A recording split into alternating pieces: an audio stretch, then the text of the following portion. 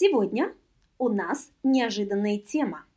Хочу рассказать вам о посуде для напитков, которую вы можете увидеть на русском столе, в кафе, ресторане или дома. Вы спросите, почему ее так много? А потому что, во-первых, разные напитки мы пьем из разной посуды, а во-вторых, у посуды есть своя история. По ней можно изучать традицию и культуру. Ну, что мы пьем? Мы пьем алкогольные напитки, вино чаще всего. Что у нас используется для вина? У нас для вина используется рюмка, это сосуд для алкогольных напитков на ножке. Вот это вот ножка.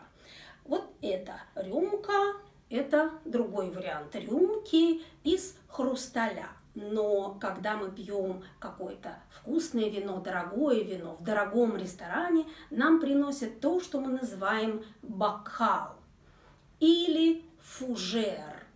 Эти предметы мы используем одинаково для вина. Просто слово бокал пришло к нам из итальянского языка, а слово фужер пришло к нам из французского языка. Во Франции есть такой город с названием Фужер. Вот это такой фужер длинный, фужер для шампанского. Это фужер или бокал для вина и для шампанского тоже. Это стекло, звучит по-другому. Это фужер тоже для шампанского. Звук очень красивый, вы видите. И вот еще один бокал. Это коньячный бокал. Это бокал для коньяка, для тех, кто любит крепкий алкоголь. Вы видите, какие красивые могут быть рюмки и бокалы из разноцветного стекла, из хрусталя или из стекла обыкновенного. Может быть маленькая рюмка, большая рюмка. Используем для всего. А вот самая демократическая рюмка, стеклянная, это тоже рюмка, вы видите, деревянная, тоже на один глоток, рюмочка маленькая для водки. Как я сказала, рюмка – это универсальный сосуд. Вот из этой рюмки можно пить вино, а можно пить водку. Есть выражение «рюмка водки». А если мы говорим о водке, то у нас есть специфическое слово, которое русские люди часто используют. И это маленький стаканчик, в который наливают водку. И чаще всего это на один глоток. Это называется стопка. У стопки нет ножки. Да, если вы посмотрите, здесь есть ножка, а здесь нету. Маленький стаканчик на толстом дне – это стопка.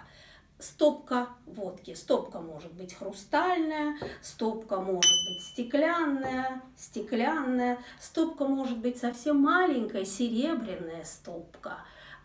И это все мы используем только когда пьем водку.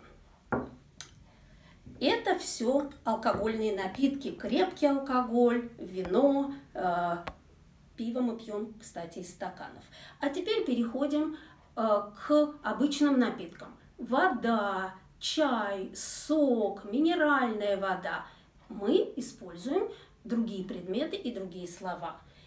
Безалкогольные напитки мы пьем из стаканов. Вот стаканы, универсальная посуда. Мы используем эти предметы, эту посуду каждый день в своей жизни. Мы не пьем водку каждый день, честное слово. Стаканы могут быть красивые, с красивым украшением, из красивого стекла. Это все сделано в гусь хрустальном. Но я вам хочу рассказать немножко про совершенно особый исторический стакан. Этот стакан называется граненый стакан. Вы видите, он имеет грани. И это авторский стакан, у него есть мама, у него есть день рождения, и у него есть очень интересная история. Автор граненого стакана известный советский скульптор Вера Мухина. Вера Мухина придумала модель такого стакана, потому что у нее был заказ от советского правительства. И 11 сентября 1943 года, во время войны, на заводе в Госхрустальном появилась первая партия вот этих граненых стаканов. И потом, в советское время, они стали супер популярны на всей территории Советского Союза. Почему он интересный? Граненые стаканы были и до революции в царской России, в имперской России. Но они были авторские, их делали на заводе.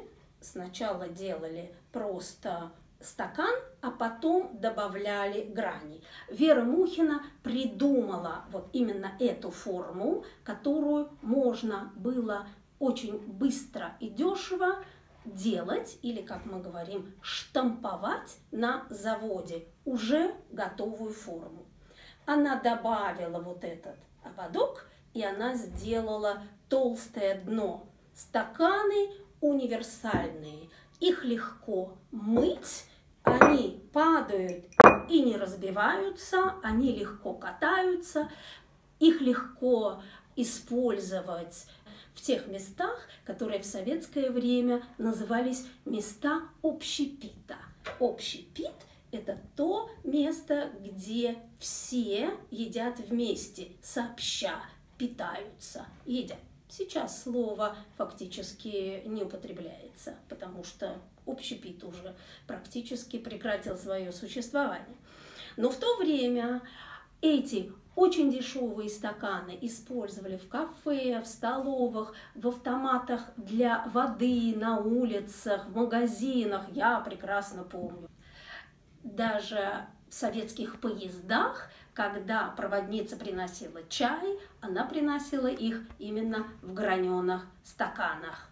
Правда, они были в подстаканнике. Это прекрасное изобретение Веры Мухиной, советского известного дизайнера и, конечно, скульптора в первую очередь. Сегодня их не производят, но их можно купить в разных антикварных магазинах. Их очень много, и они совсем недорогие.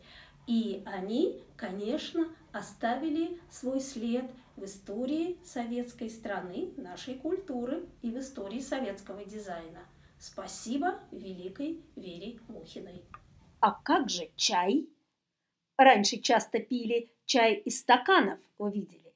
Сегодня мы, конечно, пьем чай из чашек и кружек. В сюжете о русском самоваре я об этом уже рассказывала. Посмотрите. И на прощание у меня вопрос.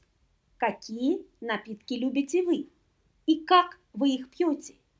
Может быть, у вас есть особая посуда? Пишите, будет интересно узнать всем. Счастливо!